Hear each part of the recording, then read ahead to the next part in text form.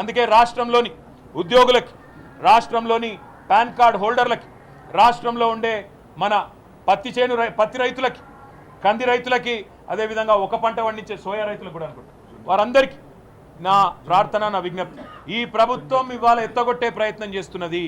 ఈ ప్రభుత్వం ఇవాళ కేవలం రైతు బంధుకు రామ్ రామ్ చెప్పే ప్రయత్నం చేస్తున్నది. మనం ఖచ్చితంగా అవసరమైతే అందరం కూడా ఈ ప్రభుత్వం మీద ఎక్కడికక్కడ మీ గౌరవ ఎమ్మెల్యేలు ఉంటే వారిని, ఎమ్మెల్సీలు ఉంటే వారిని, మీ స్థానిక ప్రజాప్రతినిధుల్ని రేపు స్థానిక సంస్థల ఎన్నికల్లో కూడా నిలదీయండి, అడగండి. సంక్రాంతి తర్వాత అంటున్నారు, ఇప్పుడు మరి ఏ సంక్రాంతో చెప్తలేరు. అది 24 సంక్రాంత, 25 సంక్రాంత, ఎందుకంటే రుణమాఫీ కూడా గిట్లే చెప్పారు. డిసెంబర్ 9 సంతకం అన్నారు, మళ్ళీ తర్వాత మర్చిపోయినరు. 2 డిసెంబర్ 9 దాటినాయి, రుణమాఫీ కూడా కాలే. అందుకే మేము రైతు సోదరులందరికీ విజ్ఞప్తి చేస్తూ ఉన్నాం. 10 ఏళ్ళు ఎట్లుండే తెలంగాణ వ్యవసాయం మీ కండ్ల ముంగటుంది. గత సంవత్సరంగా ఎంత క్షోభ పెడుతున్నది కాంగ్రెస్ ప్రభుత్వం మీ కండ్ల ముందుంది. అందుకే స్థానిక సంస్థల్లో తప్పకుండా వీళ్ళకు బుద్ధి చెప్పే విధంగా మీరు తీర్పునివ్వండి. ఇంటింటికి ఓట్లకు వచ్చే కాంగ్రెస్ నాయకులను నిలదీయండి. రైతు భరోసా అన్నారు, 10,000 కాదు 15,000 అన్నారు, ఏవి కొడక అని అడగండి. ఎక్కడ బాయ్ నీ రుణమాఫీ అని అడగండి. ఎందుకు పెడుతున్నారు కట్టింగ్లను అడగండి. ఏమైనా నీ 6 గ్యారంటీలను అడగండి, నిలదీయండి.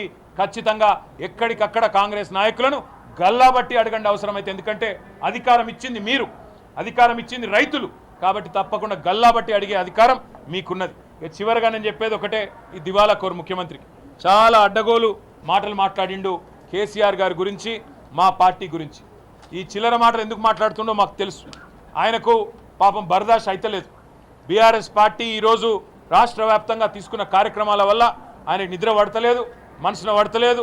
ఏదేదో మాట్లాడిండు, ఊరేయాలి అంటాడు, ఏదో చేయాలంటాడు, ఏదో చేయాలంటాడు. నాకైతే అనుమానం ఉంది. నేను రేవంత్ రెడ్డి కుటుంబ సభ్యులకు కూడా విజ్ఞప్తి చేస్తూ ఉన్నా, దయచేసి ఎక్కడో దూరం లేదు, ఎర్రగడ్డ దగ్గరనే ఉన్నది, తీసుకుపోండి, ఇడిచిపెట్టకుండా. ఇట్లా రేపు ఎల్లుండే ఉన్న కరస్టెట్ కూడా ఉన్నాడు, చూస్తుంటే తప్పకుండా తీసుకుపోయి చూపెట్టండి, కాపాడుకోండి పాపం. ఎందుకంటే చిన్న వయసులో ఉన్నాడు ఇంకా, కాబట్టి కాపాడుకోమని చెప్తా ఉన్నా. చివరిగా నేను చెప్పే మాట ఒకే ఒక్కటి, ఎన్ని అబద్ధాలు నువ్వు చెప్పినా నిన్ను ప్రజలు నమ్మతలేరు. నిన్న కూడా చిల్లర మాటలు చాలా మాట్లాడిండు, ఇవాళ కూడా చాలా చిల్లర మాటలు మాట్లాడిండు. ఒకటి మాత్రం వాస్తవం, నువ్వు ఎన్ని ప్రయత్నాలు చేసినా, ఎన్ని కేసులు పెట్టినా, మమ్మల్ని ఎన్ని తిట్లు తిట్టినా, ఎన్ని శాపనార్థాలు పెట్టినా, పిల్లి శాపాలకు ఉట్లు దిగాయి. నువ్వు ఎన్ని రకాలుగా తిట్టినా, ఎంతెంత విచిత్రంగా తిట్టినా మాకు ఫరక్ పడది.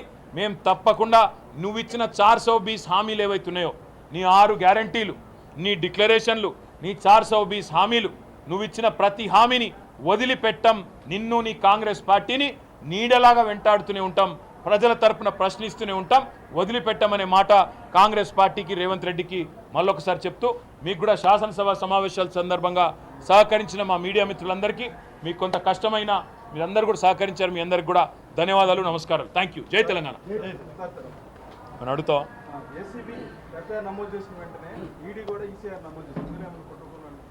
ఇదివరకు చెప్పినా మళ్ళీ చెప్తున్నా.